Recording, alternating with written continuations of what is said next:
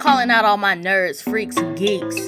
It's mob time. Don't tune in cause it's showtime. Go ahead and call the gang up for the one time. Rap, Phoop, Ryun, got them on the line. And my life's still great, I'm doing just fine. Hands up. What's up, y'all, and welcome to the Blerd Mob, your host for all things black and nerdy. I am your host, Phoop, joined by my two co-hosts, Ryun and Antoine. We are back for the Blerd Mob podcast, episode 55. This is pretty much going to be a video game packed episode. We're going to be talking about the recent September 2025 Nintendo Direct Showcase, and then we're going to be discussing some PS6 handheld rumors. But before we get into all that, it's been a minute since we've been in the studio, so how's everybody been doing? Been living. Spending money. I just spent $1,900 to fix some God things on damn. my car. Bro, I needed an OEM negative battery sensor. I needed an alignment. I needed 3 new tires. My alternator belt broke because it had cracks. The brake pads on the rear needed to get cleaned up and fixed up. And I was just like, you know what? I'm just going to be impoverished and poor for the rest of my life. And it's okay. One thing I about was it, built for this. one thing about it, when you have everything going swell in your life, that car Them gonna cars. pop up. That car, That car say, going to have it's some my time. issues. It's my time to shine. And I you know, I got drive. hella shit wrong with me. I'm finna put on all the lights. Yeah. And you know, I got to drive to a wedding. So, you know, I'm like, yeah, let me get everything fixed. So I don't have no issues getting there. Yeah. Yeah. They rebuilt that thing for you. Basically, for real. it drove so smooth. I was on the highway. I was like, dang, I don't feel a single bump. Maybe this is why you really do need an alignment. Yeah. You're supposed to get an alignment with your oil change. At least that's what my dad told me. Every time I went to go get an oil change, you get an And alignment. your tires rotated. Yeah, I think your tires that's rotated. You get an alignment and your tires rotated with your oil change. See, my whole thing is when I see them cost, and you know, I'll be like, hey, you know, I can rotate the tires myself. An alignment, you know, we can hold that out. Right, and that's why you end up in the predicament that you're in now, spending $1,900 for some shit you could have did with the oil change. Okay, whoa. The negative OEM battery sensor, that wasn't me. I tried getting one off of eBay aftermarket. I'm talking about the alignment. eBay eBay be having them car parts though. When I was back in high school and I had that truck, I had to get like new tires. My dad ordered new tires off eBay. All the other parts and shit that I needed for like to fix some in the truck, man, went to eBay. Yeah. Don't sleep on eBay. The thing is, sometimes them aftermarket stuff, like we got the item number for the OEM negative battery sensor, and it was like the Honda was like, yeah, that's why your check charge system light is on. That's a bad part. And I'm like, well, it was only $30. I guess I'll pay a couple $100 for the ones y'all want for your labor. Even though I learned how to do it myself. They gonna charge for that labor. Yeah, they gonna charge for that labor. They indeed. You gotta pay for the part, the labor, them putting it in the garage, backing it out of the garage. They lunch break. Putting the little number for your car, hanging your keys up so they know where it is when you get back. Yeah. But you know what? I know it's a nerdy podcast, so I don't want to drown y'all out with cars. I've been chilling, watching my anime, spending money on Funkos, and now I want to sell them because, you know, I got to pay for this car. But, you know, it's cool. It's cool. It be like that sometimes. How y'all been living, though? I was finna say, what about you, Antoine? You just said you've been chilling. You just shrugged, chilling. I mean, I just been chilling. You know, it's work, home, podcast stuff, video games, the day-to-day life, moving up Hell at work. no, not God Family Football. This man said work. This man said work, family podcast. He said work, podcast, video game. Like, what? It's God, family, and football. Like, what the hell? Type of... That's what he wake up and live by. Work, podcast, video games. If he don't do it in that order, something's not right. Something wrong. It's in that order every day. We're going against our values. I don't know. I can pretty much say the same though. I have been trying to get back into my reading bag. So I've been doing a mix, or my plan is to do a mix of graphic novels and then just novels. I've Okay. read Secret Wars, which this whole multiverse saga thing for the MCU is supposed to be leading up to, and I don't know how they're gonna pull that shit off. I don't know how they're gonna pull that shit off. I read Supergirl, Woman of Tomorrow, which is the 2026 Supergirl movie supposed to be based off of, and that was really good. Really? That was really good, and I'm really excited to see how they're gonna adapt that into the DCU.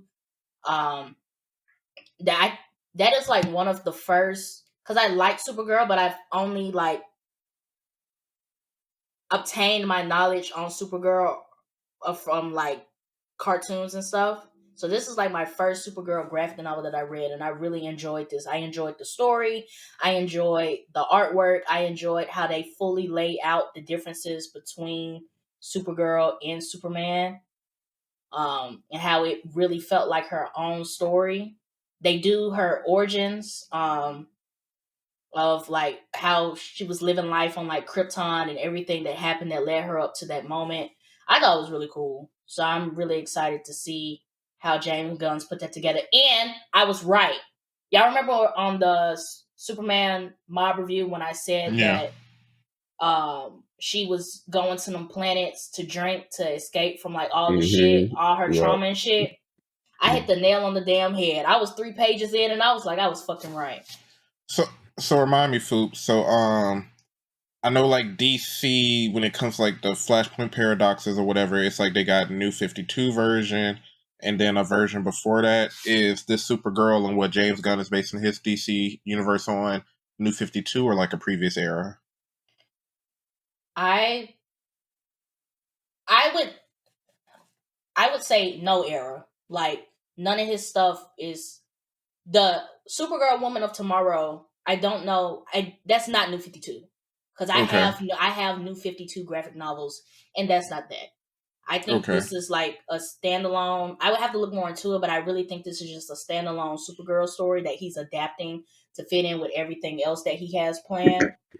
So he's But probably like picking and choosing from different eras in the comics. yeah, because the Superman movie was based off of, I believe it was based off of the All Star Superman story, which isn't like in like New 52 or nothing like that, or Rebirth. Because it was New 52, Rebirth.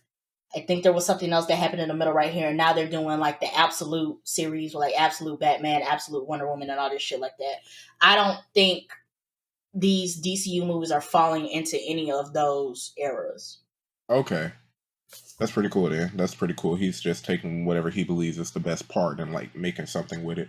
Or taking interesting storylines, because honestly, if he had not decided to make a Supergirl movie and decided to say that I'm basing it off of this storyline, I would have never read it. I would have never known that storyline existed as far as Supergirl Okay. content goes. So for that to prompt me to read the story and it being damn good, I was like, okay, yeah, we are diving into some areas in the DC comic universe and trying to bring those to the big screen, and I'm not mad at that. Makes me Nice. excited for what's to come. Yeah. So Yeah, for I'm sure. definitely looking forward to that for sure.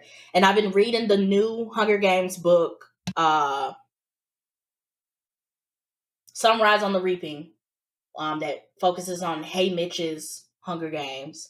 I'm close to the end. That movie comes out next year as well. I feel like Snow didn't get it bad enough for me.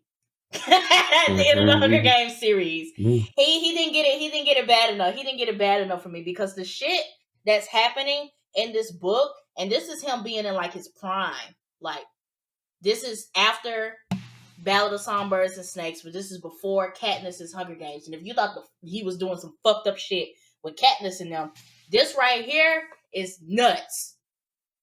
Every time I read something, I close it. That's nuts. All right. I read one page. All right. That's nuts. Because what the fuck is going Gotta take on? some time to think about what you just read. Yeah. Honestly, truly, I was reading shit, and I don't want to spoil it because I know we're gonna want to see the movie next year. But there was like one part that I read, and I was like, "Ain't no fucking way we're doing this right now." Yeah. I Like, heard it was crazy. I heard from Sony Reddit it was crazy. it was nuts, and it just shows you the lengths of what the Capitol and Snow will go to make this whole Hunger Games Met Gala image and persona and to hide all of the fucked up shit that they do behind the scenes. Like, the lengths that they go to are nuts. It's crazy. Based on the stuff that you was telling me while we were at work after you was reading your page and closing the book. Yeah, I was like, I have to tell somebody about this. I I was like, have yeah, to. if they put that on screen, that's gonna Because be nice. Yeah. that's messing with me bad. I honestly would like to see what they're gonna put in the movie. I'm not concerned about it because when I watched Ballad of Songbirds and Snakes and then I read the book afterwards, they did take out some things, but the things that they took out was like, okay, this doesn't really change how I view the movie as a whole. They just switched some things around that made it flow a bit better for media. Gotcha. So I'm curious to see how they're going to do this book. And if they do put some of those things in there, I'm going to be like, y'all, this is crazy. I'm excited because I'm not going to lie. Like, I did a Hunger Games rewatch. And when I got to basically Snow's origin story, I was like, yo, this is like one of my favorite movie. And this series is actually crazy. Like, this dude is sadistic. Hunger Games is actually my favorite book to movie franchise. It's my favorite. It truly beats Harry Potter for you. Yes, it does. It does. That's. I wasn't expecting you to say that. Because Harry Potter is. I like Harry Potter, and Harry Potter. I got into Harry Potter in a very, I guess you could say, low point in my life, so that's why it's very significant to me. But when we look at story and we look at characters and we look at how close to home some of this political shit that they do in the Hunger Games is. Yeah. Very tough. You're right. Now that I'm indulging this content as an adult, this is a very top tier series. I ain't mad at that. Because story writing at Harry Potter maybe falls short, but it's also like all that nostalgia and being a child and that whimsy. That's what I'm saying. Like all the whimsical and the fantasy and the idea and the for Harry Potter for me is the ability to be able to submerge myself in the world. Yeah. I think in Hogwarts Legacy, just going to the game really amplifies the fact that you can just drop down in the Harry Potter universe and make something of yourself. Yeah. Harry Potter have to take a huge tone shift with a very unique art writer to compete on that stuff that Hunger Games go to when it comes to That's what I'm saying. Like Hunger Games feels very close to home when you think of like everything that's going on, like politically, the way that we view society, the way that we consume media versus what's really happening on the back end. Like when you really look into this shit, you really understand that's why I was saying like the lengths that the Capitol goes through to make sure that these games go as smoothly as possible. And I was just like, this is crazy. This is number one for me. I mean, funny enough, if I wanted to nerd out, and I'm gonna try to keep it short. You know, like people don't know. I'll use a spirit that we all like. I'll use Grey Goose. Grey Goose has no heritage. It's not from a historical like vineyard or distillery or anything like that. The person who made Grey Goose was like, you know what? There's no luxury vodka, so I'm gonna make a bottle that costs $30. I'm gonna put in a nice bottle, and I'm gonna pay high-end clubs and places to put it there. All the celebrities and influencers take it. And even I think I told Phoop this when we was in college. I was like, yeah, that's a high-end vodka. Like, that's the quality shit. You know what I'm saying? Mm-hmm. I ain't know the history that Russia and Poland were the ones who actually make, like, the high-end stuff, and even then they don't charge that much for it. But it's like, it just goes to show you how marketing and media and placing the right faces next to the right thing can really impact society's view on something, even if it's a low quality product. And Hunger Games really puts that on for show, whether it's war, military. Because when you think about Plutarch's involvement into the Hunger Games, and when we get into like Mockingjay Part 1 and Part 2, and his whole thing being in the promos, and they really get into I need to read the original series, but in Sunrise on the Reaping, we first get introduced to Plutarch pre-Katniss, and his big thing is the promos, and how do we frame certain situations to get audience to get sponsors and to make the audience feel something and to make you look a certain way. Like, we got you up here crying and stuff because you got, reap for the games, but how do we make this look like the Capitol should feel worried for you? How do I frame this in a way that would make somebody want to sponsor you in the Hunger Games and send you some bread and cheese when you're in the middle of the woods? Exactly. It's crazy, bro. It's crazy. Like, and crazy. That's what I'm saying. Like, I rewatched. I too did Hunger Games rewatch maybe like a month or two ago, and I was just looking at it, and I was like, "This is crazy." It's like it becomes crazy because, like, when you're in a theater group, they tell you like theater reflects life and life reflects theater. And it's like you're really seeing that in some of these films. Like, as a kid, you're just like, oh my gosh, they're so evil. This is so crazy. I'm like, this is going on right outside. Like, outside your door. When I was in high school and Mockingjay Part 1 came out, I thought the most shocking thing in that movie is when Peter choked the fuck out of Katniss at the end of the movie. And then rewatching it, I was like, there's so much shit that happened before we get to this point.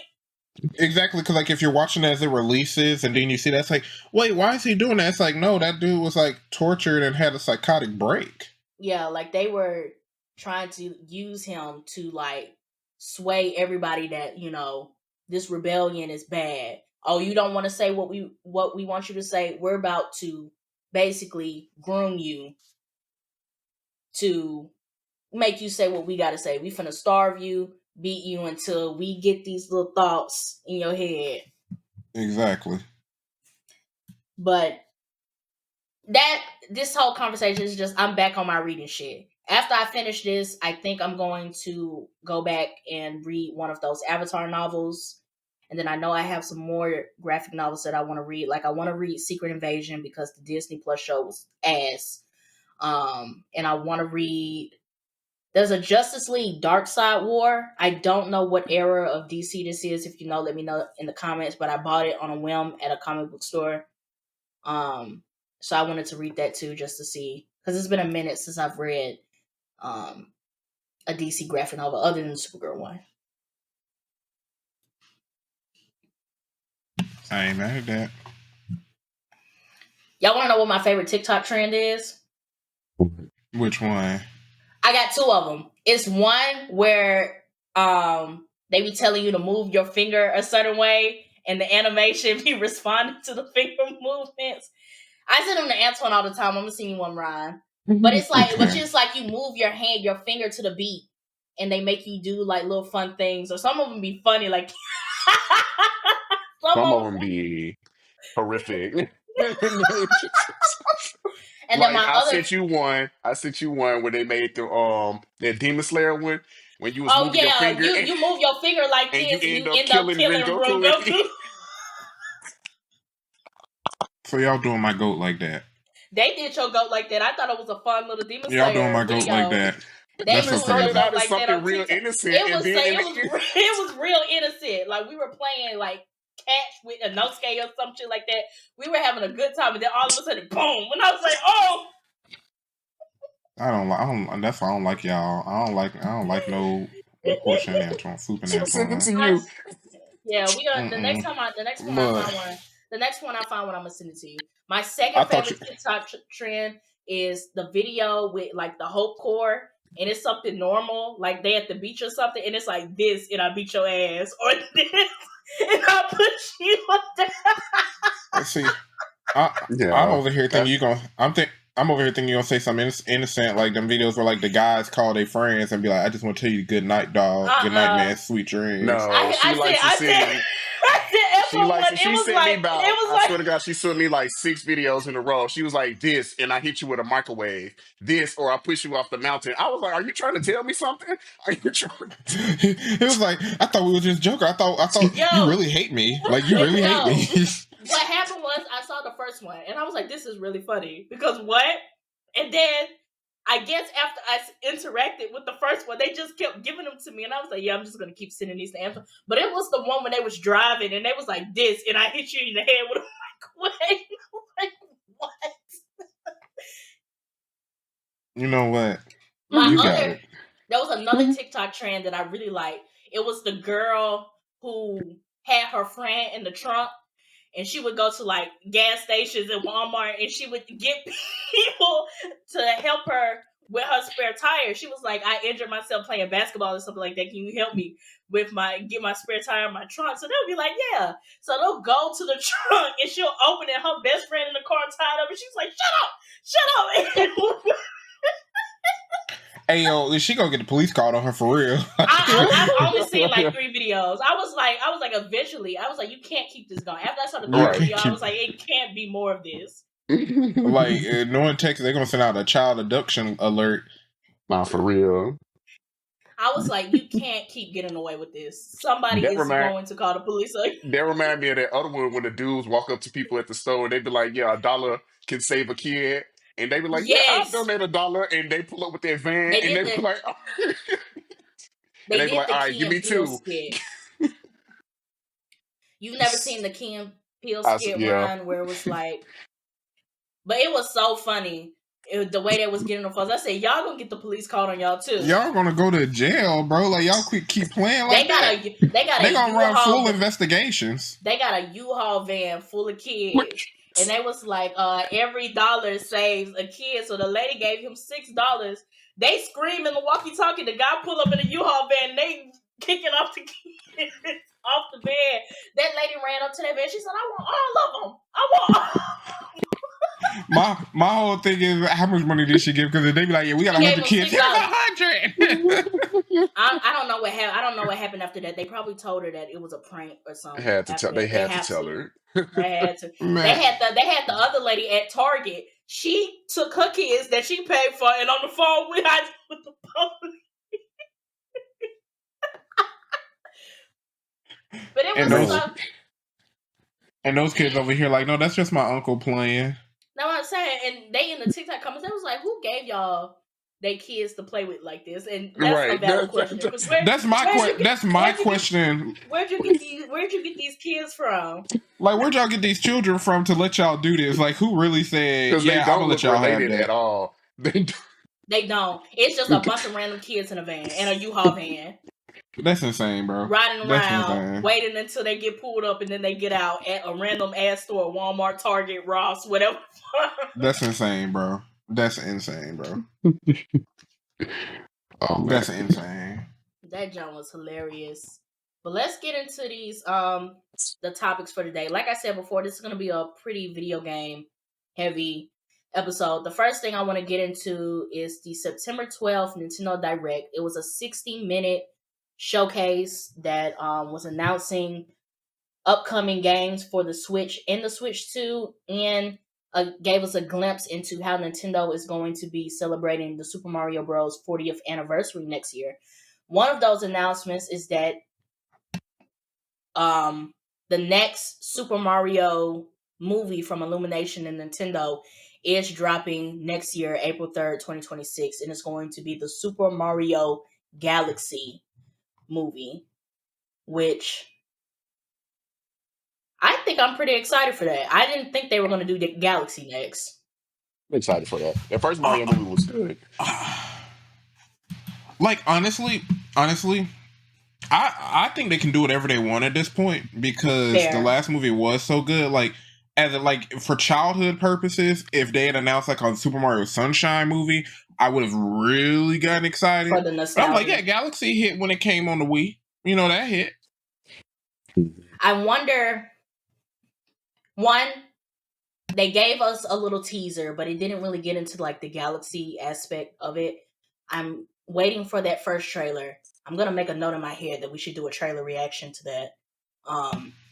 and really just see where they're going with this whole galaxy thing. Exactly. Because you remember a long time ago we had talked about they were trying to make like a Nintendo cinematic universe. Exactly. And it's gonna stem from the Super Mario Bros movie, but then they were talking about doing Link and it was some other shit or something like that. They were talking about it leading up to like a Smash Brothers movie or some shit like that. And with the Galaxy thing, I don't know. What is it going to be true to the games, or is this opening the door for something else by calling it Super Mario Galaxy? Mm-hmm. If I put on my okay, let's see how the MCU and DCU had is going and how Nintendo could pull influence from it. I mean, like they kind of explore like basically like different worlds and dimensions in the original Mario, where it's like you dive into the pipe and now you're in the real world and you see like the differences there. I mean, if you go into Galaxy and like now you show all these different planets, I mean, if that planet is where Zelda and them at, and then that planet is where Metroid and them at, and then you know that planet we gonna do a collaboration. That's where Sonic and them at with Eggman, since those movies already exist and Sonic was in Smash Bros. That planet with Star Fox and them. I could see that evolving into something big and really opening the universe up if that's the route they take with it.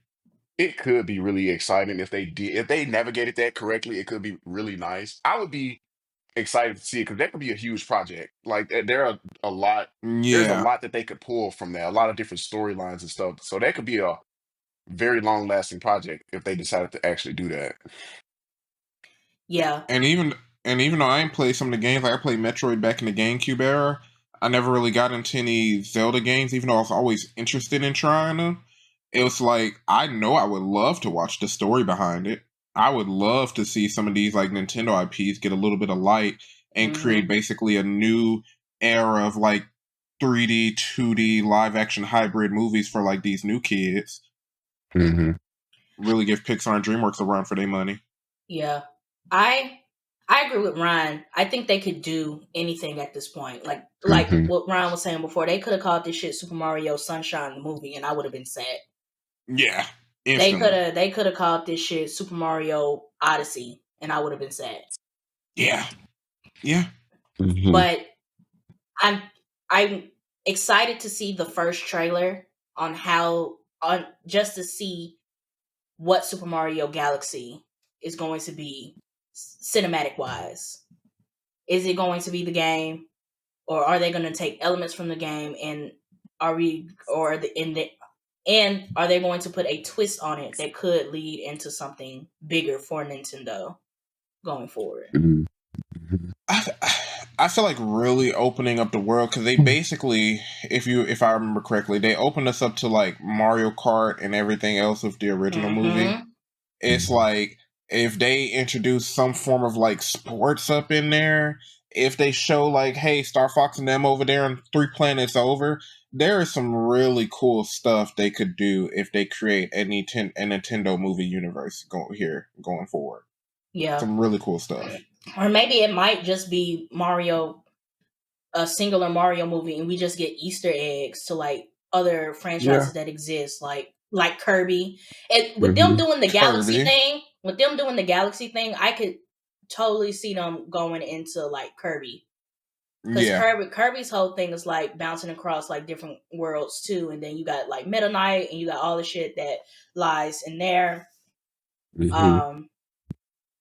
So yeah, I would definitely be curious to see where this goes. Is it going to be strictly Mario, or are we going to start opening the door for us to start expanding or exploring other franchises? And now that I think about it, I would love for Kirby to get him a little movie.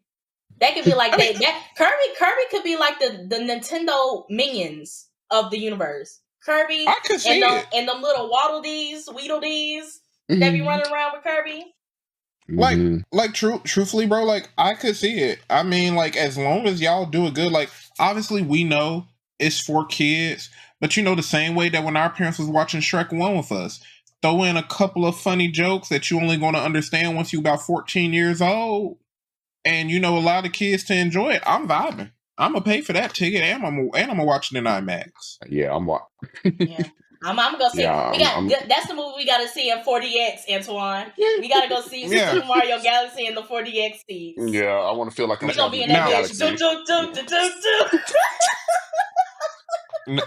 Now, what I would be curious about, the studio who made original Mario movie, that was Illumination. Who was it? Yeah, that was a partnership with Nintendo and Illumination. So I wonder how big is Illumination Studios and how much do they plan to commit to? Because if they're like, hey, Super Mario Galaxy 6... Isn't Illumination a subsidiary of DreamWorks? Are they? I thought we looked this up before. That Illumination is under DreamWorks. We did have this conversation. But I think it was because we were talking about Universal. Let me see. American Animation Studio, founded in 2007, owned by NBC Universal. They produced Despicable Me. Okay, yeah, I remember that part. I mean, look. Oh, they're just both. Okay. They're owned by NBC Universal. Now, who does NBC Universal own? They said Illumination and DreamWorks are both Universal Picture Animation Studios, with DreamWorks being owned by NBC Universal and Illumination being a division of Universal. Yeah. So they can coordinate and share resources if they really felt like it. They under a huge umbrella and have portions of that umbrella. Like, if that's the case, they're big enough. They could probably develop a nice little movie pipeline. I wonder how they would do if they try producing multiple movies. I mean, like, now we're kind of spoiled. Oh, DC's coming out. Let's get like 2 DC movies a year. So I'm not saying we gotta put that pressure on Nintendo. I don't think we have to. Just keep a nice little pipeline and keep it fun. But if we get to a point where it's like Zelda movie this year, Kirby movie this year, Star Fox movie the year after that, and all that other good stuff, that would be very fun. That would be very fun. It would be fun, and I would be curious to see when they would feel like they would be ready to do that. Because I think for now, I think they have to ride on the Mario train just because of the success from the first movie, and because when somebody says Nintendo, the first person you think of is Mario. Yeah. So I think they have to ride on the Mario train for a while, but I would be curious to see at what point or would they be like, okay, yeah, we can start bringing in some of our other franchises. See, if they went by sheer scale. Go, Antoine. I was just gonna say, it could probably just be based on how the amount of people that this next movie brings in. Like, if it gets the hype, the popularity, and all of that, and the viewers that they really need, they can be like, okay, maybe we got enough people, maybe we have enough interested parties that we can dive into some of the other stuff. Like, let's try to see if we can bring some more of the Legend of Zelda fans into this and see if they'd be excited to see a movie or something. I would be curious to see as far as the Legend of Zelda aspect, because we know that live action Legend of Zelda movie is on the way. I would be curious to see how that goes, how much reception that receives, if they would continue going a live action route with that, or would they be like, okay, let's just throw it into animation? I mean, because it's a few routes they could go. Like, if they really want to take influence from the video games, I wouldn't be surprised if even before we got Zelda, we get a Mario and Sonic collaboration, like with Mario and Sonic at the Olympic Games. Like, the other thing, I wouldn't despise it. I wouldn't hate it if they went that route. But I would be curious to see if they would ever want to like cross paths or do like a crossover thing, because Sonic's making money on its own. That's what I'm saying. Like, Mario would have to prove, like, obviously the video games make money, but like it'll probably be 2 Mario movies next, like including Galaxy, and then something else for them to prove that a hybrid would have a good return on investment. But or if Nintendo even wants to do that, like I know they did the games, they did the crossover on the video game level, but when we're talking movies and stuff, and you're making, and the first Mario movie made like what, $1 billion in the box office, and if we're just going off of that and going to this next movie, I would assume that it's going to go past that Do we need to do crossovers? They don't need to. And money wise, like when I look at this main studio is Paramount, so they're competitors, I believe. Correct? Like Paramount's trying to buy like Warner Brothers Discovery. I think we saw that out. Mm-hmm. Yeah. So it might be like some financial discrepancies, which would lead to them not doing that. I also wonder if they would even want to, since Sonic has their live action thing that they're doing and they're building their world up. Because I'm sure, because they are, for their last movie that they dropped, I think they introduced at the end, they introduced like Amy. So I know they're going to continue that route that they're going. So I wonder if they would even want to do a crossover like that. Yeah, they're building their whole Sonic universe. And that's what I was saying. Like, Sonic's making money Sonic's getting traction off these movies as is. So is there a need for them to do a crossover thing? And then we know Nintendo likes to do their own shit anyway. They don't give a fuck who's out there. Yeah. There's no need for it. It's just I could see that happening, but if they didn't do that, I think Legend of Zelda will be the obvious like next step in terms of like what are the big Nintendo brands that we could do, because Pokemon's technically not Nintendo brand, and they already got their little Pikachu movie. I would love a Super Mario styled movie for Pokemon, but I don't know what they'll do with that. I think Kirby, my personal opinion, my gut feeling is that they should capitalize on Kirby. I think Kirby would be good. It depends on like their mindset, because if they're just looking like they're targeting because the whole their audience, even though we're like Mario fans and a lot of adults went to go see the Mario movie, the target audience was children, and I feel like if we're looking at Illumination's animation style and we're looking at the target audience and we're looking at Kirby as an IP itself, I honestly feel like Kirby is the Nintendo equivalent to like Minions. I could see it from how it could appeal to kids, but I guess my thing would be like, I know Breath of the Wild appealed to a lot of game purists and adults, and I know it was a very, very successful video game. Were kids really buying into that one? Like who? Like how? Like, yeah, and does Kirby has Kirby had a game that comes near that success in the past like decade? That success, I probably not. I know they're gearing up for the Kirby Air Riders game, and then they had Kirby in the Forbidden Forest or something. Forbidden World, the one where he could turn into like cars and shit. That game was actually pretty fun.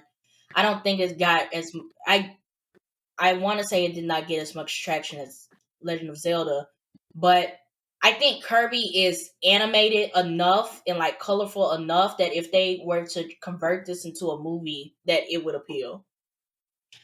It would. It would. I just because he's basically a Ditto. I think it would do good. Like, but I just wonder if the name itself would bring people in. Kirby. That's what and that's a fair point. And that's a fair point. Because if we make two, say we get like a Mario trilogy, we get these 3 big Mario billion-dollar movies. It's like, okay, y'all, we're gonna do Kirby next, and everybody's like, who? What? They're gonna be like, you mean Zelda? That's what they're gonna. Who's this pink bubblegum motherfucker you didn't put in front of me? Yeah, basically, like they would have to coordinate and time that well. Like, I think Zelda will be the obvious next pick, and then I think Kirby and Star Fox could fight for pick number 3, if not come out simultaneously or near one another. That's fair. I would just be curious to see if they would be interested in doing a collaboration with Illumination with Legend of Zelda, given the fact that they're about to go this live action route. Yeah, that's because for me, because honestly, if that's what's going to be the number 2 pick, why greenlight the live action? Yeah, and let me look up that live action. Who? It's in production, but who's leading it? Directed by Wes Bell, co-produced by Nintendo and Sony Pictures. Yeah, I mean, Sony has a good relationship with the Japanese, so they're okay. So obviously Nintendo has a plan. Like, that's the interesting thing. Like, Nintendo obviously has a plan. Right. But since the Super Mario movie did combine like 2D characters with like real looking people, if I remember correctly, they might go for it, especially since that movie. Not like real. Didn't like when they went to the top world, there was like Not like Okay. not real people. The way that they did the Super Mario movie is where they made it seem like they just went in a pipe and ended up in the Nintendo world, the little the Mushroom Gotcha. Kingdom. But they Right. was regular folks. Yeah, he's just a plumber doing his I everyday mean, job. And he just went down the wrong pipe. Yeah. it depends. It depends. I mean, if they want to go a hybrid, and even in Nintendo universe, you got regular Link, and then you got Toon Link. I mean, you do got your variations. I don't know what they'll try to do with that though. And that's all I'm saying. If Yeah. Nintendo has this plan that they're gonna push Legend of Zelda to live action, then what's the next pick for the next animated thing? Because when is this Galaxy Okay, movie going off coming of out? that, if they did an animated movie, Galaxy comes out next year, April Okay. 2026. yeah, if we're going off of just animated movies, then I could see Kirby being the next pick because I feel like Kirby and Star Fox probably compete on an equal playing field when it comes to money. I just think Kirby will be fun. I think that given Illumination's reputation with Despicable Me and how the Minions have blown up to the fact that they gave the Minions their own movie outside of the Despicable Me franchise, I feel like they could do the same thing with Kirby. Yeah. That's interesting. That's interesting. Yeah. But going through the Nintendo Direct before I get to my next talking point, we got a release date for Metro Prime 4, a new Fire Emblem game, a physical remake of the Nintendo Virtual Boy, cozy life sim farming game called Pokemon Pocopia, the Donkey Kong Bonanza DLC, and some other news, like they're re-releasing Super Mario Galaxy and Super Mario Galaxy 2 on the Switch. But what I did want to talk about in a little bit more depth is that we got an announcement. They announced a new Yoshi's World game, Yoshi and the Mysterious Book. But I want to talk about the new Mario Sports game. So the next Mario Sports game, which is going to be the first, unless you count Mario Kart as a sports game, the next Mario Sports game for the Switch 2 is going to be Mario's Tennis Fever, which is going to launch in February 2026. Now, I've found this interesting because we've talked about this before when the Strikers announcement happened, is that were we going to get baseball? Because for Switch 1, we got tennis, we got golf, we got Strikers. And so in my head, I'm like, the obvious next choice for the next big Mario sports game should be baseball. You would think. But now they're spinning the block back to tennis.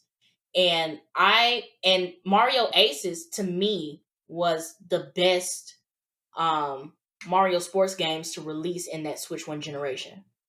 I didn't want to play the golf game, and Strikers was pretty much a letdown given the way that they did the roster. So, given now we're getting into the Switch 2 generation, the question I want to ask is that do we feel like Nintendo has given up on returning to some of their old sports franchises and just sticking with what works?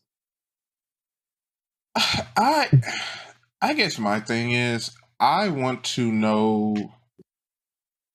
I want to know like Nintendo's business model and like what's their vision for their games because I'm like I want to take in culture. I want to take in culture.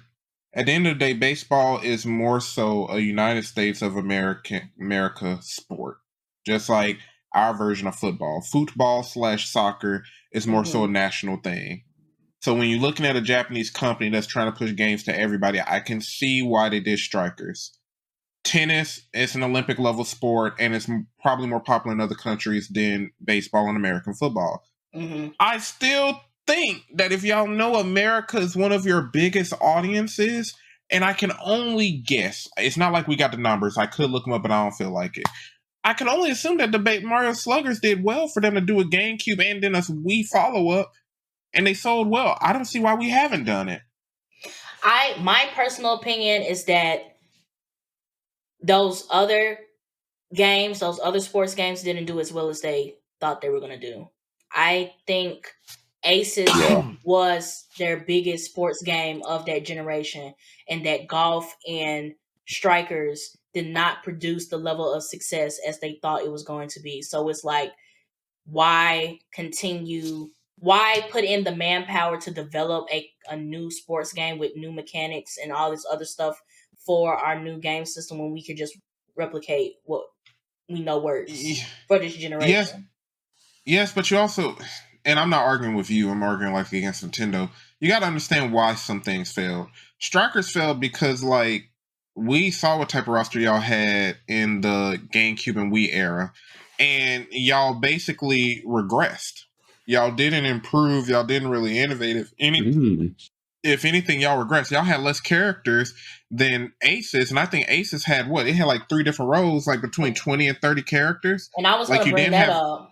Like you were talking about the roster for the OG game, but I was like just looking at the new generation games. Aces roster was huge, and you cannot tell me that we went from this huge ass roster in Aces to the starting game for strikers being 8 people, and we have to make 4-player teams.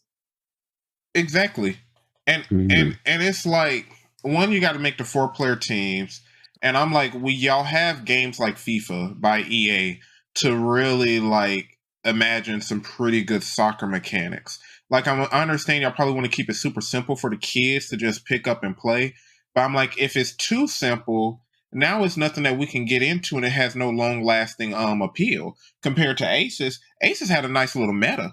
Like when you sit there, you just hitting the buttons, but when you look at how this does this, angling it once you get in the start to do a charged hit versus how to hit back someone's special hit, like there was a lot of meta to that game, which made it a deeper experience, plus a unique story. I agree. And I don't know if it was because if they didn't want to put all those characters in the roster, or if they only wanted to put characters that they know they could give special moves to. And my argument with that is that you didn't have to do that. If we go back to Mario Super Sluggers, all those characters on those rosters don't have power moves. It's like the main folks got moves, but you could still have like Toad and all of them on your team, and they just don't have special moves. They still get the job done. They just don't have all the power ups and shit. And I kind of feel like we could have just did the same thing as strikers.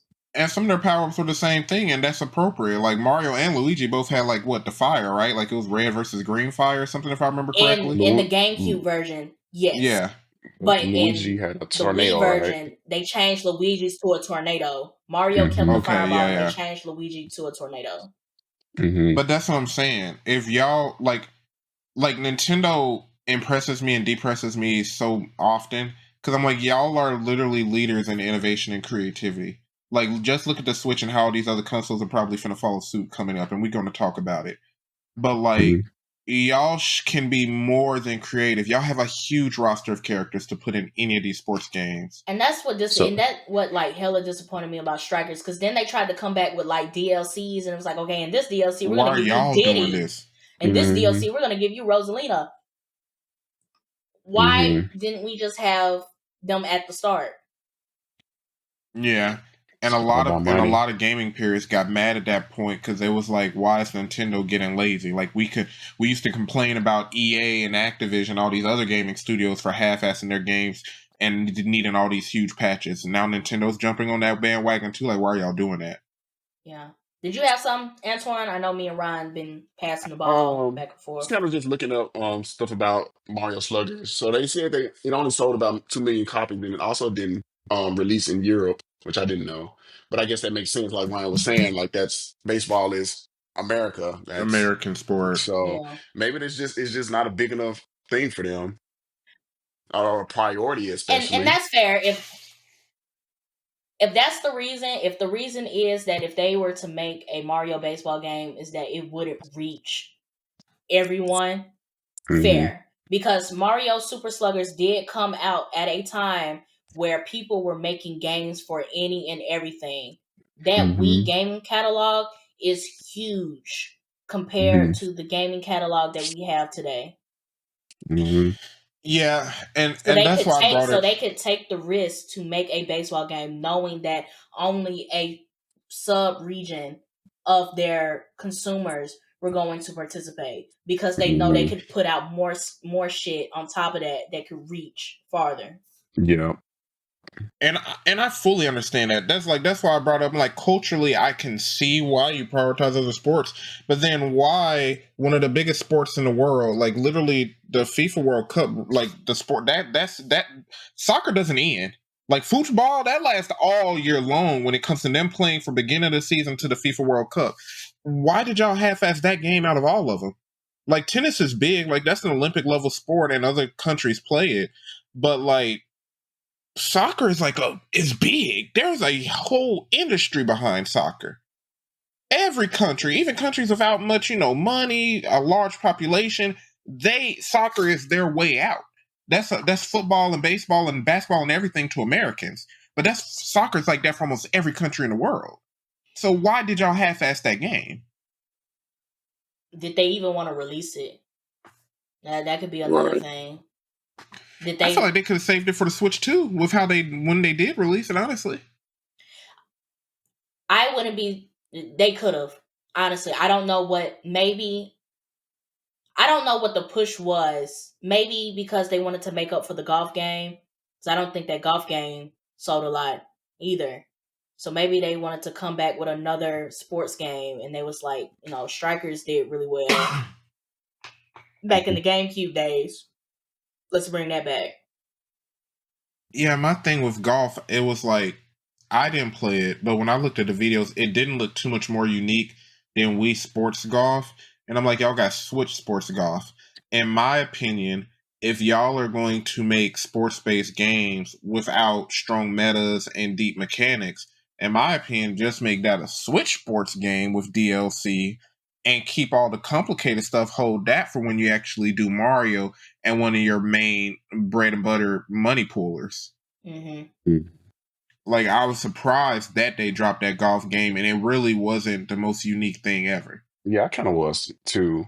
Did anybody like see gameplay of that, or like did it even look interesting at all? I think I might have seen the gameplay from when they initially announced the game, and after that, no. It Yeah. it, it looked Like, like a derivative of Wii Sports, honestly. like I was singing hella shit about Aces because Aces is fun as fuck. So like, Yeah. Love Aces. I'm not mad that they're making a new tennis game for Switch 2, but me with the Mario sports games that I did grow up with, baseball was definitely at the top of my list of like, yeah, I would definitely love for them to bring this back. 'Cause Like it could be really Strikers, nice. them the hype that we had behind Strikers was well deserved, but the game, the execution Yeah. was not great. The announcement, fire. Execution, no. And I was like, okay, does this open the door for baseball? And I guess not. And it's crazy because basically that just put like a whole bad taste in two generations' mouths. Because keep in mind that the Wii is now what's the word for it? Not antique, but Vintage. that's a vintage console now. And whatever games released on the Wii U, ain't nobody played because the Wii U didn't sell. So then they had to remake certain things and put it on the Switch. So my whole thing is when you come into the latter years of the Nintendo Switch and that's when you bring back Strikers, that's two gaming generations or two sets of groups of people who are like, wait, why was they hyping this up? Don't know we don't want soccer. So now when they looking at customer feedback, it's like now they ain't going to go back to it. I'm like, no, y'all weren't there when we played Mario Strikers. GameCube and Wii Strikers went hard. Yeah. Now you done put a bad taste in everybody's mouth. Now we really ain't getting Strikers for the Switch 2. Unless it's at the end. I don't think the only thing that I can think of is if they make they've been doing the Switch 2 editions of certain games with adding additional features to make it feel like a different game, like to make it feel like you're getting something by getting this Yeah. game on the Switch 2. I am doubtful that they would do something for Strikers. Same. Which I is think it's gonna be this tennis shit, and we just gonna go tennis. I would. I don't know. I'll still keep my hopes out for baseball. maybe, but I don't know. It might just be tennis, and that's it. Y'all love tennis. We're gonna keep giving y'all tennis games. Which is so trash because it's like I'm one of those gamers. I don't play EA Sports games. I never got into Madden and all of that. But when you slap Mario on it with some special abilities and all of that, now I'm game for anything. But I'm like, you can't make it so simplistic. You got to have something fun in there. I think it's just the effect of we have to take more time.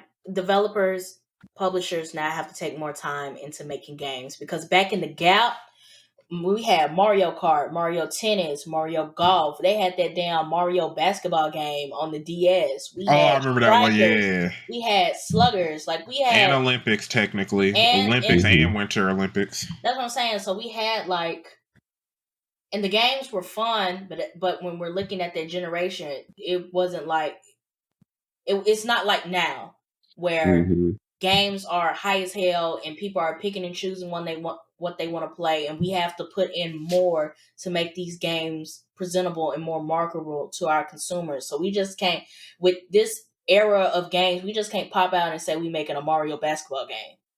And AAA games didn't cost multi-million to make. Exactly. Like back in the gap in the DS, hell yeah, we could say we do a Mario basketball. Put that little chip in and y'all just dribble and get coins and Donkey Kong do dunks and shit. Hell yeah, we can do that shit. You can't do that shit now. We can't do that shit now. Yeah. You're right. Here's the thing. You're absolutely right. Have a little side division doing that, though, because and maybe it won't. But they could do a Sports Ultimate, like bring back Mario Sports Ultimate. Go ahead, Antoine. I was gonna say maybe it won't, but I think what made games so great back in the day is that they were just dropping out so much. Like even if it was something that you wasn't too familiar with, you would take our parents used to take us to the store. You're like, oh, let's get that. That look like it might be fun. We don't know too much about it, and that's how you fall in love with something because you just have to try it. It was a lot of options. Yeah. There was a lot of options that you had. My parents used to buy me. I agree. Sitting in that game area of Walmart and Toys R Us, breaking your neck to watch the. Yeah, they brought that back though. Have y'all seen it? What? The consoles? Yeah, with the consoles in the gaming section, the Walmart near me, you can actually go back there and play the games now again. I haven't seen that. Okay. That's cool. I was finna say my parents used to buy me the craziest shit on their Game Boy. I had so many Game Boy cartridges of shit. I was like, why do I have this? What is this game? Yeah. Because that's how I got into Super Smash Bros. Like it was just one random day we went to the store and I was like, oh, that looked fun. That like it got some characters in it that I know. Let's try that. And yeah, I honestly have no idea how I got Super Mario Bros. Melee on my GameCube. I just had it. I just had it. My older cousin curated that stuff for me. He had Super Smash Brothers, and then I played with him, and he never let me use Fox. And then I bought it for myself, and I was like, I like Fox. I understand. Maybe it's because Luigi. Yeah. No, because it made me. Because it made me think about, and I tell my dad this story all the time about when Mario Sluggers, the GameCube, when it first came out, and my dad really liked that game, and we would play together, and how that man wrote out his roster and gave it to me. He was like, "You cannot pick anybody off this list," and it had Mario on there, Peach, Donkey Kong, Bowser, like he got heavy hitters on there, and I was I ain't gonna lie, I always did want Mario and Luigi, Baby Mario and Baby Luigi, and I needed DK with Diddy on my team. I had to play with the babies. I had to play with the babies, and Toads, and Yoshi and Daisy and Well, Baby Mario and Baby Luigi, they went hard. If you have them in that outfield because they was fast and they could jump, they had hops. They was fire. They were fire. But I'm just saying though, like as a grown ass man, why are you writing out your roster? Look, the rest is for you. But it's funny because don't pick nobody off this list. When you go practice, you don't practice with these people on this list.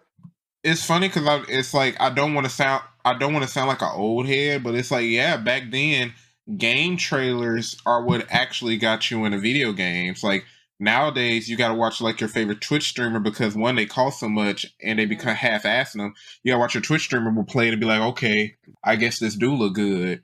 Back then, I bought Skyrim off of GP because I was at GameStop with my mom and I saw the dragons on the TV and I said, "What game is that? I want that one." Definitely, like there's so many franchises that I got into just because the hell of it. Uncharted, amazing franchise. Batman, and this was before I even got into like the comic book lore and stuff like that. I was like, hell yeah, give me that. Tomb Raider, hell yeah, give me that.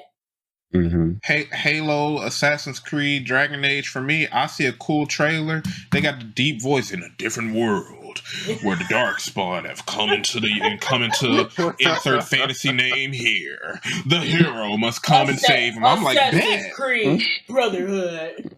Available on PlayStation, Xbox, and Wii.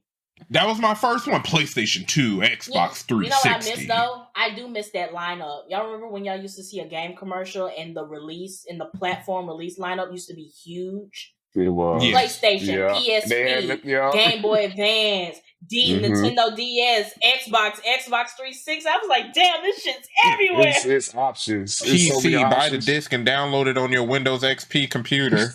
Now it's just PlayStation, Xbox, Nintendo. PC, no, you Xbox, lucky if it's on Nintendo. You lucky if it ends up on Nintendo. Fair. It's usually PlayStation, Microsoft, PC, and Steam. Steam for PC. Yeah. I will say though, from that Nintendo Direct, before we get into the next thing, they also announced Dragon Quest VII Reimagining. And I think it's interesting because Dragon Quest is one of those very long-running historical fantasy video games. And fun fact, the artist behind Dragon Ball is the artist who also made the art behind Dragon Quest, in case anyone wonder why they look so similar. And it's like, I like that they're bringing this back to a newer generation because I was a little too young for some of these Dragon Quest games. Or rather, I wasn't familiar with them until I was like a preteen. So I'm glad that I can even go back and play them. Now I'm going to get them all on Xbox though, not Nintendo. Yeah. But let's move into this next topic. So Ryan mentioned a little bit about this when we were talking about the Switch generation and Nintendo, always innovating. So a rumor came out about the PlayStation 6 handheld, and they're saying, and there's claims that the PlayStation 6 is going to be dockable with backwards compatibility with PS4 and PS5 games. So basically, this is going to be like the PlayStation version of a Nintendo Switch. The conversation that I want to lead to this is that with Microsoft and Xbox advancing as they are with these AAA games, with the PlayStation 6 being a dockable handheld console, can Sony and or Microsoft achieve what Nintendo hasn't been able to with these upcoming handheld consoles? So that's like the graphics, the hardware, everything that we've been complaining about with the Switch 1 that they've been improving with the Switch 2. But can Microsoft and Sony just go ahead and knock that out the park with their upcoming projects? My answer is yes, because I remember when Xbox introduced Xbox Play Anywhere, and like a lot of people are mad because they're like, Xbox is basically making their physical consoles obsolete because you can quite literally play their games anywhere. Sony might be going that route too. Like they have like, oh, plug up your controller, you can play it on your phone depending on the quality of the game. With the rise of cloud and everything else, like Nintendo's complaint is that the cartridge doesn't hold much memory. But now I think they're giving you like a physical case despite the game being digital anyway. Yeah. I'm like, we're going into an era where nothing is physical. And now it's all about whoever has the best hardware to stream your video game over the web, they're kind of going to win in that category. And I think Microsoft and Sony both have the resources and the money. They could get it done pretty easily, I think, at that, if they felt like it. Making it dockable, that's the issue. Because, like, I don't want to pick up, give me a game that's about to drop. Give me a game that's Expedition 33, a game that did drop. That was really successful. Don't let me play it on my console and then I pick up Expedition 33 and I'm playing on the plane on my little PlayStation and this game is running at like 1440p instead of 4K. How has anybody heard any feedback? Because I know like the console itself didn't do well, but has anybody seen any reviews about the quality of the PlayStation Portal and how that worked from going from console to the handheld? Not really. My barber loves playing it, and he said it looks good, but I don't know if he's as nerdy when it comes to like some of this gaming stuff to like really like break down like, oh yeah, the frames are dropping Like and all that other stuff. Yeah, I ain't talked to him about it that in depthly, but he enjoyed it. Well, would you say if we're going to categorize your barber as a casual consumer, is that a good sign that a casual consumer doesn't notice a significant drop in quality between playing it on the TV versus playing it handheld? Honestly, yeah. Like the way you frame that, yeah, truthfully. Because, like, you know, even casual consumers, like, he's a guy, he likes Madden and 2K and all them other games and Call of Duty. So, like, obviously he probably has a nice TV because he also is into football. So if he's able to, like, plug it up, play it on the TV, then take it off and be like, yeah, he was saying, like, he could be in another room while his girl is, like, in the living room using the TV, as long as the PS5 was on, and he was having a good time. I'm like, hey, that's really what matters. Yeah. So if we're going off of that, if we're just going off of this scenario, should we be worried? Should we be worried if the PS6 is going to be dockable? Is that a concern? I mean, yes, it's a concern, but how high is it on the list? In my opinion, it depends on what stage of life you're in and who you are. Because, like, for example, I work from home. I don't even undock my Switch 98% of the time. I undocked it way more in college when we would all play together than anything. If you got a full-time job and you have to go into the office, like, we're all professionals. I doubt y'all two are going to, like, go into the office with like your PS6 dock and then risk scratching it up and everything else. Like, first of all, we're going to jail. You're going straight to jail. That's step one. We going to jail. That's what I'm saying. That's what I'm saying. Like, depending on your stage in life, what type of career you got, I mean, like, it's not going to benefit everybody, but I could see it being fun for kids. Yeah. Like, if you're a teenager and you're like going to your auntie's house to spend the night for the weekend, I mean, yeah. That might be good. Big ass console, you just drag the. That's what we had to do in our book bags. Well, the other thing is that if they're making it dockable, it makes it easy. I don't think it makes it easier to transport it. Honestly, if you think of the carrying cases and stuff that they're building for the Nintendo Switch, that makes it easy to just pack that shit up, and it's basically like a little briefcase that you carry around. Versus if I wanted to bring my PlayStation somewhere, I got to put this home with a book bag, and that's why I don't go nowhere. And shit. I have a duffel bag because you got the controllers. Yeah. And that's the thing. Like, we're at a point in gaming where like video game consoles are kind of like cell phones. Like, each new one is more iterative. It's not necessarily like a new technology anymore. Yeah. Like, these consoles ain't finna produce 8K. Netflix and Amazon and all them don't even got 8K content to go on these new 8K Samsung, LG TVs. The internet can't even transport them signals. So now for like the next 10 to 15 years, you're only going to see iterative growth. If anything, if y'all can make it portable now, and y'all are going to make it dockable with this next generation, just make sure it's as small as possible. Make sure y'all got rid of power bricks. Thank God for that, right? Like, just keep the wires as small as possible. Keep the physical real estate of the console as small as possible, and you're golden.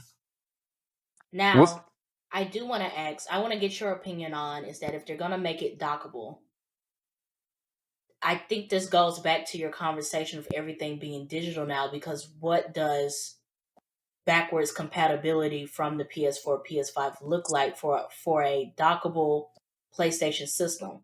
Because I can only assume that it's not going to be fucking disc anymore. Microsoft already has so many things that are backwards compatible on their Game Pass. Like, I was just playing, like, a few months ago, I was playing Dragon Age 2 and Dragon Age Origins. They got some OG Xbox games backwards compatible. They've been on that. Sony, I feel like they're catching up now. I think they aren't PlayStation 2 games available now on PS5? Or am I misremembering? I know there are some PS3. But we don't know about PS2. Maybe that might be Nintendo that's getting those PS3 ports. I know Nintendo got like some old stuff available on theirs with just the Switch alone. Yeah, I could be thinking about Nintendo because I know they got that Tomb Raider PS1 port, that trilogy on there. So last thing, I don't scroll through the PlayStation Store a lot, but I know they have at least PlayStation 4. Now they could have expanded into PS3. Yeah. Well, that's the thing. If PlayStation if a PlayStation keeps up and they follow the same suit as Microsoft and Nintendo when it comes to having these backwards compatible games, it sucks not having a physical media because essentially you're renting it. But I mean, yeah, I see it as very possible for Ratchet and Clank on PS2 to be available on the PS6. I guess I'm asking for you. Because you're more like, you play more Xbox, you're more in tune with Microsoft than I am. I guess how do you see if I buy a PlayStation 6 and it's dockable, but say I have I had the physical disc for the Miles Morales game on PlayStation 5. How does that backwards compatibility work if we're no longer using discs for it? At that point, okay, now I see what you're saying. Your physical games will not be backwards compatible. You'll have to save data, but essentially, if say you wanted to go back and play Miles Morales on your PS6, say you got rid of your PS5, yeah, you might have to buy it on digital for like $29.99 for your PS6, but at least your save data is still tied to your Sony account.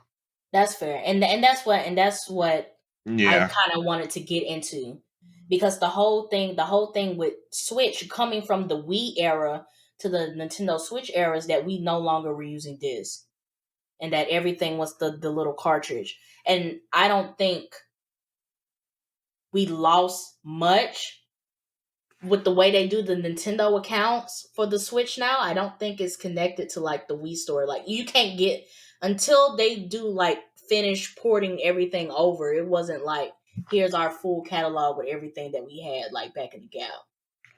And that's the issue with Nintendo, because Sony and Microsoft historically have always had their online networks. Like Microsoft, I still got the games that I bought years ago online still tied to my account. You know what I'm saying? So that's why Nintendo's playing catch up in that area.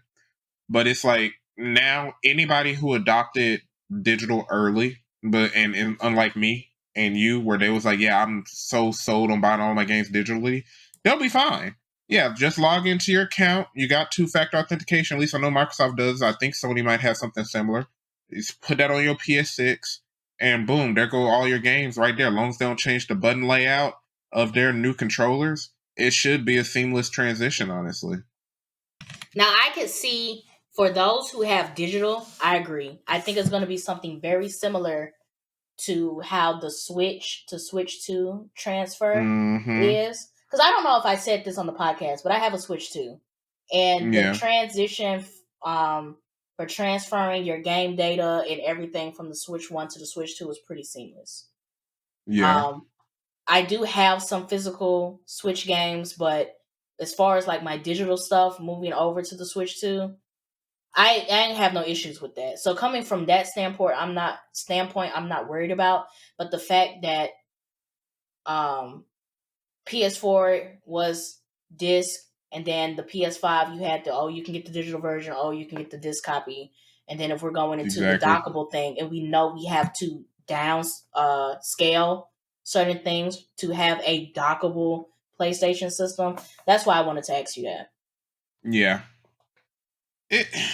It's going to be interesting. It's funny because it's also like, now I'm wondering what is going to be the next thing. Like at first it was funny enough, we had portability, but portability was separate with the Game Boy and the PSP. You know what I'm saying? And the PS Vita and DS and all of them. Then we got motion controls for your sit-down consoles. Then Nintendo said, F all that, we putting it together. I wonder what will be the next innovative thing that we see with video games. Are we even finna have consoles anymore and we just download them on our smart TVs? Like, I wonder what's really next after this. Well, that's a different. Do you see that as like a totally different ball game, like a totally different market? Because now we're talking video game publishing companies trying to integrate their software into these Insignia TVs and Samsung TVs and these Vizio TVs and stuff. That's, to me, that's like a whole different beast. Well, it's like, I don't know, because it's like, the reason I even said that is because once you got the software and you have your apps and you can sign in, you can get on the Xbox app right now and all your games and account information will be there. Once you have all that stuff together, even on our phones, all you need is a controller if whatever device you're using is powerful enough to play it. And a lot of console manufacturers, at least I know for sure Microsoft, they sell at a loss when it comes to their physical consoles. Like when they sell a $500 Xbox, they actually lost probably like $130 in value because they didn't charge you enough, but they know nobody will buy it if they charge it for what it's worth. Mm-hmm. So, I mean, like, they're going to find ways to really, really cut costs. And it seems like cutting costs is just eventually going fully digital. Like, I could totally see a LG TV and Samsung TV with an Xbox and PlayStation app coming up in like 10 years. And that's probably less. I'm just interested because I'm interested to see how that works, because then we're going to be bringing in different companies into this, because we have Insignia TVs, but now we have Insignia TVs that have Fire Stick capabilities in it. We have Insignia TVs that have Google software built into it. We still have Roku, who has their whole built in all of line TCL. of TVs, all the TCLs that have Roku built into their whole line of things. Hell, TCL TVs got the Google shit. They're selling TCL TVs that have the Google stuff built into it. Yeah, because that's what mine is. So like where and then we know that Amazon is trying to build their own like Amazon gaming type thing. Like where do those companies and those investments intersect when we start talking about eliminating consoles and putting everything on the TV? It's like, I mean, the starting point could probably be it just becomes a plug-in. Like, when you think about it, like when you look at a console, what's going on? You got the disc reader, which already takes up 1x3 square inches amount of space, or whatever, how big a disc is. Then you got your fans. Then you got your hard drive, your SSDs, and you got your graphics cards and everything else in it. If it gets to the point where you could condense all of that to being like the size of probably like 2 phones, like about this big, and it's a rectangle, all you gotta do is plug it in and connect it to your controller. I wonder how, something like that though, but because I feel like people upgrade their games faster than they're going to upgrade their TV. So imagine I buy this TV that has, I don't know, PlayStation 18 on it. Okay, now they've released, or they want to release 19 that has higher specs or whatever. So I got to buy a whole nother TV, or I think those would be software updates, because Samsung TVs and even the Fire TVs, they get regular updates. They get patches and shit like that. So at that point, I think it would work just like a regular phone update. Like if you buy the TV on PlayStation 18 and 19 comes out, if your TV is compatible to accept that update, you're just going to get the update. Well, how would that make them money? I mean, well, the thing is, here's what I was saying. They're not losing money because a lot of consoles sell at a loss anyway. Like, they don't make money off their consoles. And if you get it to where you're just telling people download an app on your smart device, it's no different than telling PC users, hey, these are the specs you need to play your video games on your PC. And I mean, let's just be honest. Let's be real. I saw someone tweet this, and it was the funniest thing ever. They said, throughout my years as a kid going into adulthood, even with inflation, the only things that have gotten cheaper are TVs. And, like, that's dead ass. In college, a 4K TV, you was talking like above like 50 inches, $1,400. Now that's $700. And that's even if you get a Samsung. That's less depending. We just bought my dad a 4K, a 75-inch 4K Insignia TV, less than $1,000 with the Fire TV shit built in for like $300 or $300. That's what I'm saying. It really don't get high until you get Samsung or LG, and even then, you're not going to pay past $1,000 unless you're going past 65 inches at this point, or you're trying to do 8K and all that other stuff that nobody needs. At that, so like at this point, to answer Antoine's question, the financials will come from people buying the games, the same way that Steam gets its revenue. And accessories, buy a controller, controllers, and you're straight. Headsets, and all that shit. So it would come from there. Like that'd be interesting.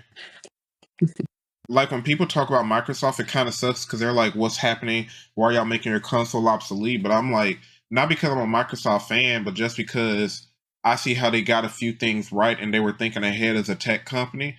That DRM stuff, like, oh, your console got to be always online. People hated that with the Xbox One, and they got a PS4. And I was like, but look at us now. Look at how many games in your library, even if it's a single-player game, you can't touch unless it's on Wi-Fi. Microsoft was jumping the gun, and they knew it was going to piss people off, but they knew where technology was going. They're one of the biggest innovators next to like NVIDIA, Meta, and Amazon and all of them. So it's like, I think Microsoft might be the first one. We're going to 2 generations from now. Oh, there's no console. There's an app. Yeah, get the Xbox, the Microsoft or the Xbox Game Pass app on your Amazon TV. And look, and they've already made Game Pass big. It's a $15 100+ game library. Who's mad at that? Mad at that? I'd be curious to see how that works. And I would like to see how that affects the TV industry, because now it's not just buying a TV, and now it's not just buying a TV that has these the Amazon and the Roku and the Google shit built in. It's a TV with that shit plugged in. Plus, we've also upped it to where we can support PlayStation, AAA PlayStation and Microsoft games. Exactly. Yeah. And what does that market look like? I mean, honestly, a little bit simpler. I mean, everything we buy now is a smart device anyway. We're in the era where everybody has a TV in every bedroom anyway. Yeah. I can see that being big for parents that have children that really like to play games. I'm gonna get you this gaming TV. Do you think? I agree with Antoine. And while he was saying that, going back to the handheld situation, do we think that this might fully advance the market for the handhelds for PlayStation and Xbox? Because we can't take you go to your auntie house, you can't take this damn TV. I mean, that's the thing. It might get to a point where docking, like we already got the docking. That's what I'm saying. If you could take the hardware and make it an app on the TV itself, if it gets to the point where you really ain't even got to dock your handheld, it's just another way to access the app, because the handheld is really just a hardware holding the app by itself. I mean, that's all you really need. Like, funny enough, it's like with the tablets and everything. Like, people kind of stopped thinking about tablets because they kind of just was like, well, we'll just stick to laptops anyway and call it a day. Now tablets are kind of like a secondary thing. Nobody's worried about the next iPad or the Galaxy Tab. But when it's like, hey, you don't even need a handheld. This is your Switch. Your Samsung Galaxy Tab, not only can you get on Microsoft Word and YouTube and all that other stuff, you can play your Xbox and PlayStation through here. Xbox Play Anywhere, which is what they're doing. It's simple. Now you don't need a fifth tech computer, because all of our devices are computers now. Now you don't need that console anymore. You can play it on anything, and if you want the portability of the physical controller, well, the PlayStation Portal controller or whatever is a $150 accessory now versus a $600 console. $150 controller is fucking insane. It got a screen in it. It got a screen. Not you defending, they must be sponsoring. No. You got a screen, all right. It's like, no, it's just I'm not even I can't even say if I'm sad or rather it's just I'm getting old. I'm seeing how technology is like no longer the same as it was when I was young. Yeah. But it's like it just seems like everything truly is going digital, especially the stuff that the only reason there's hardware there is so you can access the digital product. That's all disc and consoles are, tools to access the digital product, which is the game. And once you get that out of the way, you get rid of the middleman. You're saving money as a company producing it. Yeah, it's probably just a slow phase out. Same thing with like EVs. You know, some people are gonna always want that engine in their car because that's just what they like. Some Diesel. people just might always want that disc versus the digital version, but so they got to slowly push that out. Yeah. Mm-hmm. Or you just got to be smart about the transition. Like, for example, the only issue with EVs, the battery still cause waste. So it's like we still got to find a way to really destroy those and not impact the environment. So it's like, yeah, let's do gas and EV. Let's do both. Let's start with hybrids. That's what all the companies are focusing on now. And then we'll diverge into the next thing. Mm-hmm. Once it's eco-friendly and safe for the environment and not burning down the entire earth. And we're there. Look at them. Yeah. Have y'all seen them? You're not I know we're wrong. near the end. I know we're near the end, but have y'all seen the Meta Ray-Ban glasses? Yeah, I've been seeing commercials for those. Yeah. The newer iteration, they're a little bit thinner. They got a little screen at like the bottom right view of your peripherals, and now you're just looking with one eye. Little wristband to control everything with like motion controls. I'm like, we're in the era of Futurama now, y'all. Like everything's digital. We're not gonna have physical phones in the next 15 years at some point. That's fair. I'd be curious to see. One, I'm curious to see if the PlayStation 6 dockable rumors are true. What does that look like? Period. And how, and I guess, how are they preparing to make the switch over for what we already know with PlayStation consoles and moving into a dockable PlayStation console? And then going back to Ryan's thing of if they ever do go like straight digital and we just get rid of consoles and everything just goes into the TV, I would be curious to see what the partnerships look like, what's this going into, and how does that work? Yeah. It's a new era. Yeah. Back in my day, we had physical consoles. Back in my day, I had to fight on Amazon to get my console. Now y'all can just buy a TV. Back in my parents had to go fight other adults at Toys R Us to get us the GameCube on release day. Circuit City. I bet you don't know what that is. GameStop. You ever heard of that? EV Games. You know what that is? Streaming. We had to go to Blockbuster Video and Hollywood Video to rent a movie and a game. What great times. You know what that is? Redbox. Oh, yup. We had cable. What's cable, Dad? I had a satellite dish on the side of my house. And when it rained, I couldn't watch TV. Look, yo, bro, them little discount 5-cent candles that had like the aluminum and then the little wax up in them, and it was circular.